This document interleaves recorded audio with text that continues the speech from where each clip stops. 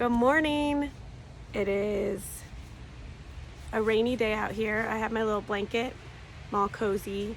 And hopefully you're going to be able to hear me. You'll hear all the sounds of nature, which hopefully are comforting. The wind is rustling through the trees and the downspouts are trickling. So you're going to have a little bit of some nature sounds as we read. Today we are in chapter 18 of Mara, daughter of the Nile, and this one is entitled By the Dark River. All right, let's get started.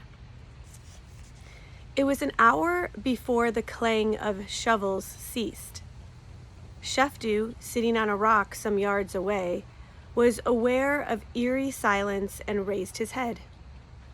The torch flared wild and lonely against the night, revealing a gap in the rubble and a stone stairway leading downward into obscurity. At the top stood Jedet and the sweating diggers, their eyes upon him. Slowly he rose and walked across the sands, taking the torch from the priest. At the bottom of the steps was a plastered-over door, imprinted with the royal seal of the necropolis and the cartouche of the first Thutmose. A tremor passed through Shefdu at sight of the familiar hieroglyphics of the old king's name, enclosed in their oval line. He and the prince had stood on this spot long ago on the day of the entombment to see that seal pressed into the wet plaster. His lips parted, but it was moments before he could force himself to speak. Not even thy prince should demand such a crime. Open it, he said. The diggers crept past him, down the steps. Under their chisels, the plaster crumbled in an irregular crack, gradually outlining the door. At his elbow, Jedet was whispering, Anubis, strike us not. We have plaster to mend. We bear the royal seal. All shall be as it was when we have gone. Shefdu found it hard to breathe. The portal, which was to have remained closed and inviolate for 3,000 years, was swinging open before him. With a creak that woke echoes far back in the depths of the tomb, a breath of stale, dry air drifted out and enveloped him. Slowly, every step an act of will, he descended the stairs and passed through the door into the habitation of the dead. He stood in a tiny entry where the stone floor was strewn with flowers. He remembered them, the last offerings of the funeral party returning to the upper world. They looked only a little withered, as if no more than a week had passed since they were dropped here. But when he touched one with his toe, it fell into dust so fine there was no trace left. Shivering a little, he raised the torch. Pleading texts from the Book of the Dead leapt at him from the closed carven walls. I have not committed iniquity against men. I have not oppressed the poor. I have not starved any man. I have not made any to weep. I have not committed that which is an abomination to the gods. I have not turned back the water in its season. I have not put out the fire in its time. Since I know the names of the gods who are with thee in the hall of double truth, save thou me from them, Osiris. I am pure. I am pure. I am pure. I am pure. Before Shefdu, another flight of steps led downward into darkness. With Jedet pressing at his side and the diggers with their baskets crowding at his heels, he started a long descent. Down, down, down they crept, into night so black the torch was but a moving spark, into silence so deep the ears rang with it. Staler and more oppressive grew the air, the same air left here years ago when the outer door was shut and sealed. Was there enough for 4 men breathing hard with fear? Sweat masked Shefdu's face only to evaporate instantly in the shriveling dryness of the place, drawing his skin and stiffening his lips. In vain he tried to keep his mind away from the thought of the millions of tons of rock and earth above them. The deeper they went, the more ponderous grew the weight, the more stifling his awareness of it. The steps ended at last. In the depths of the earth, the men stopped a moment, hearing their own breathing loud in the silence. All were loath to leave the stair, which now seemed known and safe. Sheftu's thoughts flashed back to the guard, lying so still under the stars far above them, and to the guard's comrades at the valley entrance who might be starting to search for him, wondering why he had not returned. A sense of urgency possessed Sheftu. They must hasten, or the alarm will be raised and they'd crawl out at last into a trap. Fighting his reluctance, he led the way across the stony floor, one pace, then another, then a third, with the light flickering into the black void. Suddenly, a vivid figure, twice the height of a man, sprang out of the gloom. The trespassers recoil as at a blow, and sound that was half grunt, half moan, broke from the digger Usur. It was some seconds before Sheftu could bring himself to raise the torch and discover that the terrifying figure was one of the procession painted along the walls of what appeared to be a lofty and spacious corridor. Sheftu forced himself to steadiness, to memory of this corridor from the day of the old king's entombment. Then, gripping the torch, he started down the long hall. More and more brilliantly painted figures slid past them in the wavering light. A group of women bent in mourning with disheveled hair, slaves bearing treasure boxes and furniture, dignitaries pacing behind a canopied ledge on which rested a great sarcophages. It was the old pharaoh's funeral procession, depicted faithfully in every detail, climaxed at the far end of the hall by the last solemn ritual of the opening of the mouth. There, framing the door, rose the painted figure of a Sem priest with his mystic tool, while opposite him the jackal-headed god Anubis supported the mummy. Jedet began to chant in a low, unsteady monotone, in peace, onto the great god. Proceed in peace, onto thy tomb in the necropolis, in peace, onto the land of the west and thy dwelling on the dark Nile. His voice sounded thin and strange in the heavy stillness. The torch and its huddled bearers moved between the towering figures and under the lintel of the door. Before them lay more stairs leading down, always downward and inward into the darker, mystery, thicker silence. In peace. The priest's voice was a thread of sound, now muffled against the narrow sides of the stair, now hollow and unreal across a passage, rippling as the torchlight rippled along the carven walls. It was as if he could not stop, though the monotony of it beat like little hammers upon Sheftu's brain. He himself was concentrating fiercely, racking his memory at every point where the passage branched. The branchings seemed numberless, and only one was right. The others would lead to pitfalls or blind alleys, traps of confusion set by the old king's architects for just such intruders as they. Each time, Sheftu forced himself to pause, choose painstakingly before leading on. He tried to quicken his pace, nagged by the thought of the guard, but the craving to turn back dragged at his feet in spite of him. In peace, onto the land of the west. They had come to a doorway.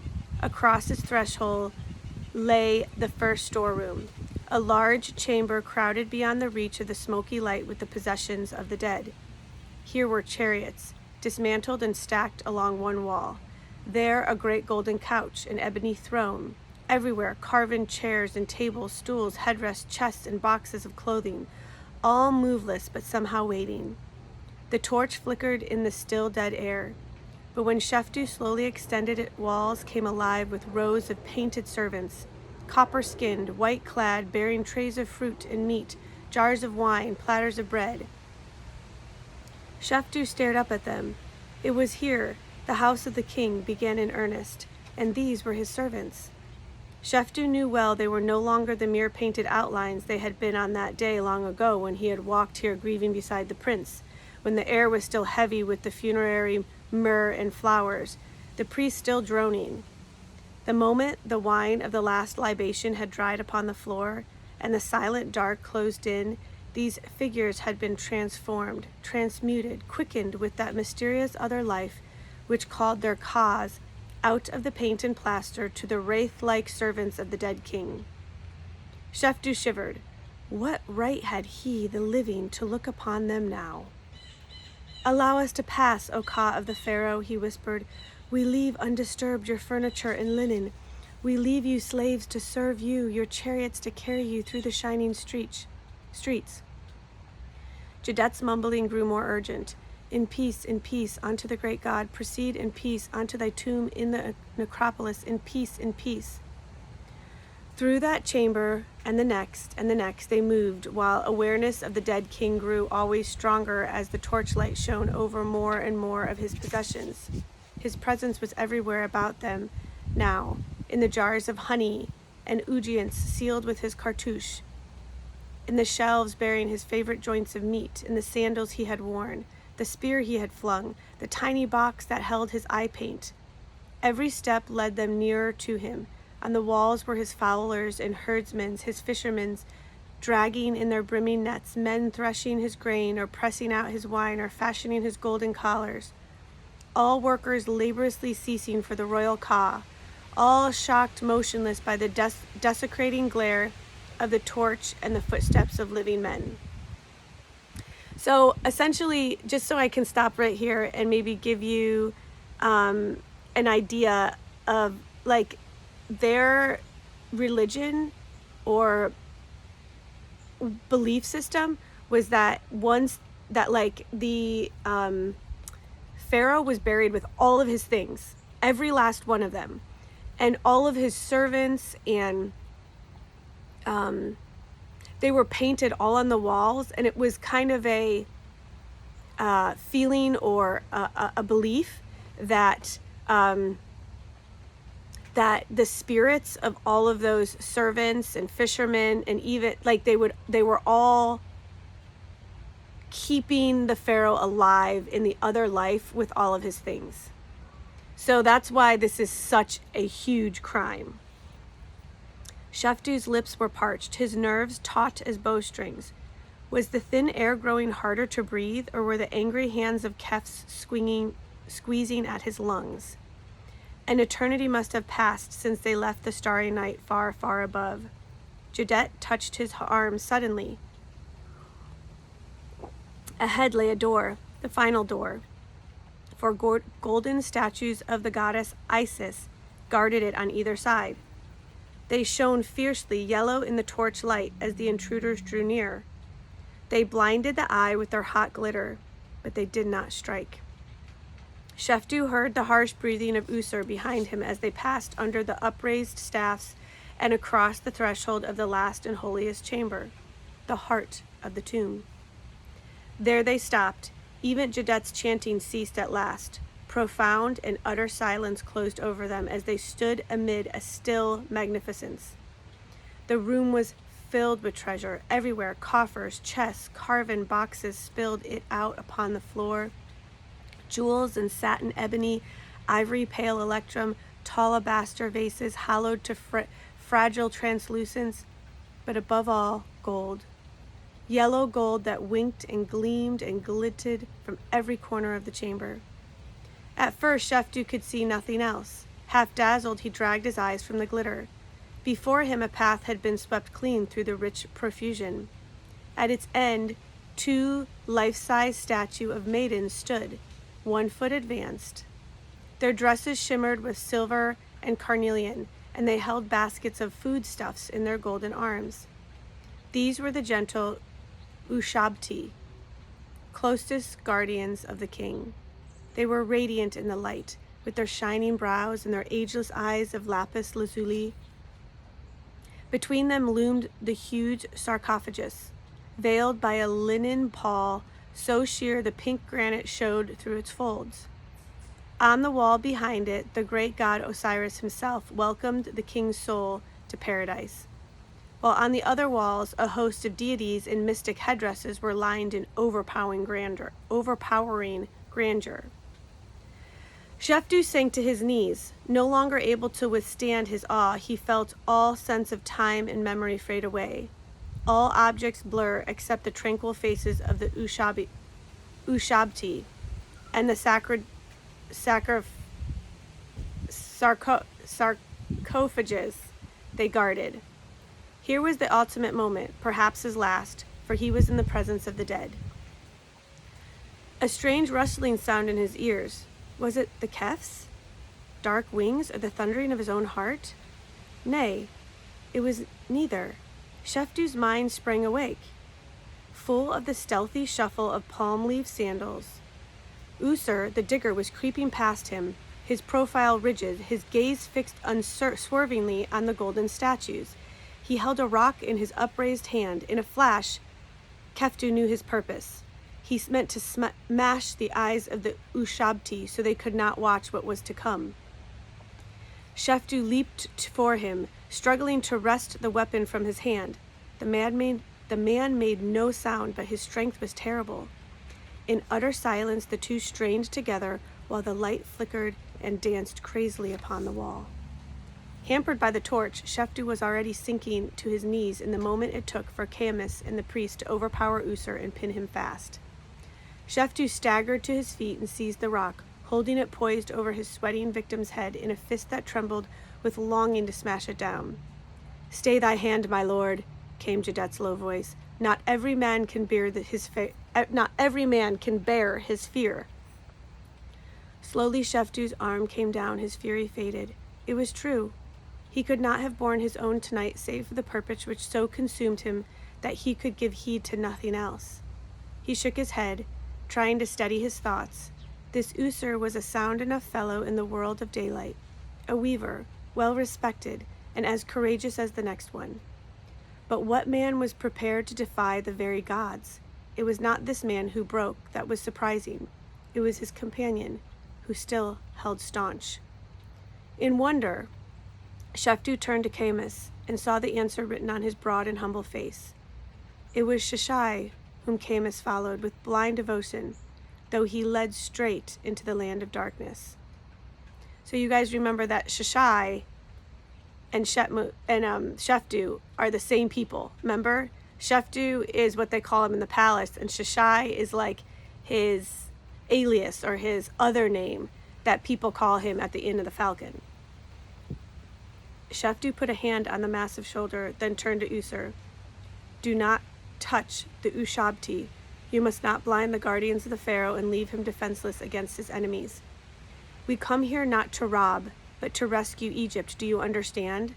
The gods have not struck us yet, and perhaps they will not." He motioned Jadet to loose the man, suddenly feeling so weary he could scarcely stand. Much still lay ahead.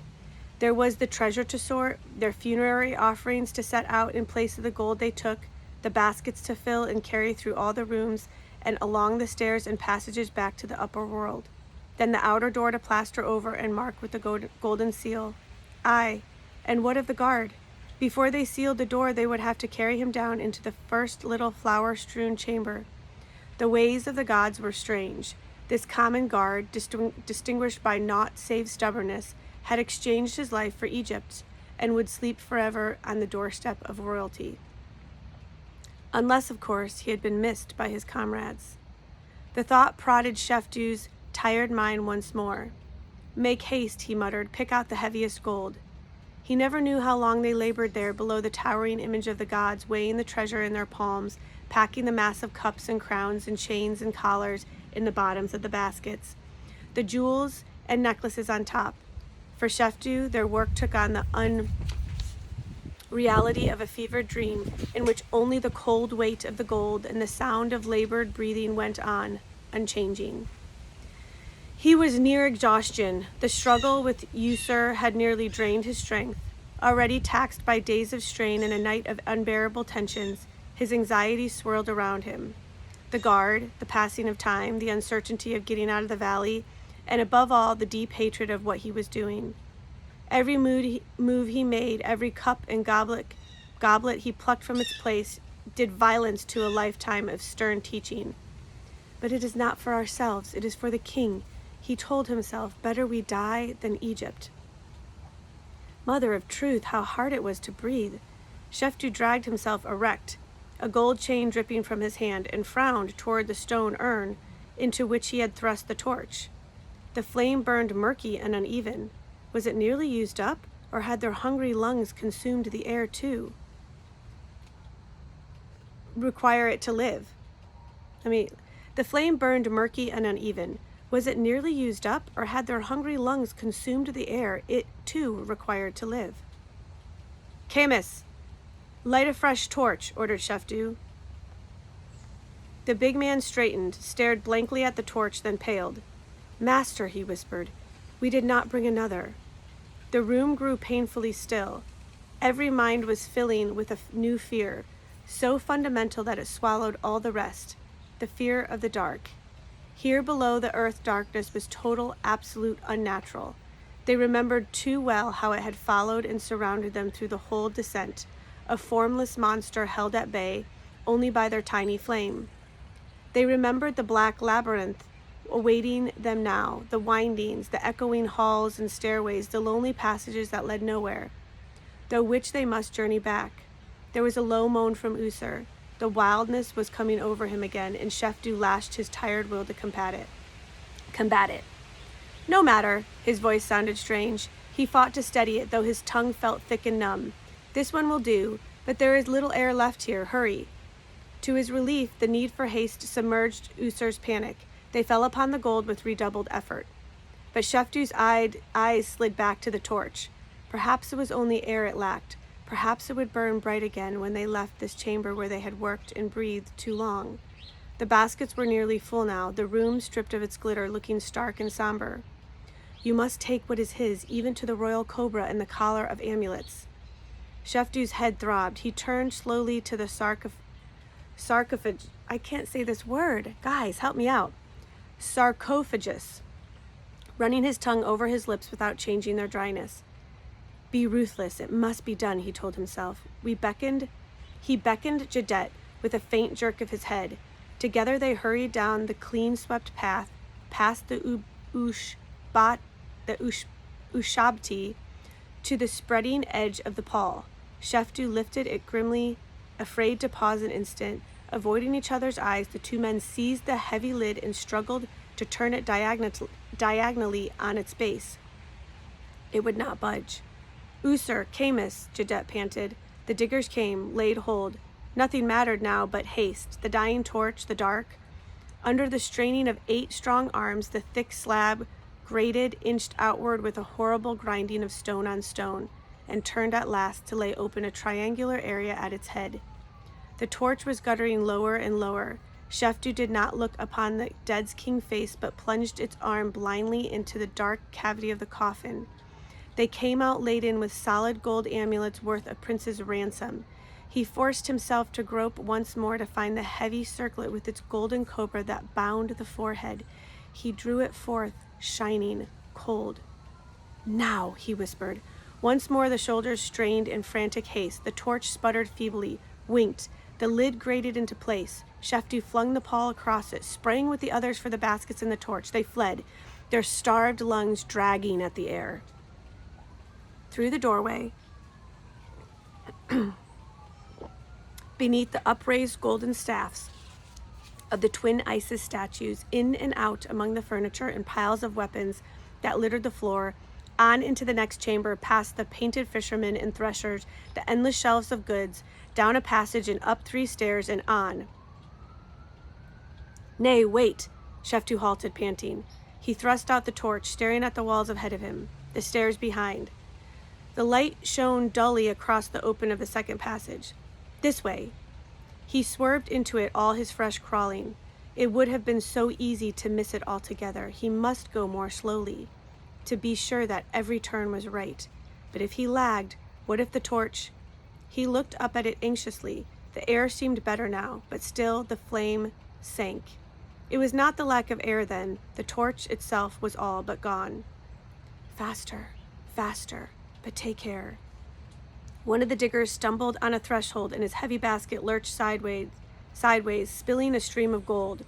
With a curse, Sheftu was on his knees, scooping up chains and amulets, a fragile bracelet, a necklace ornamented with golden bees.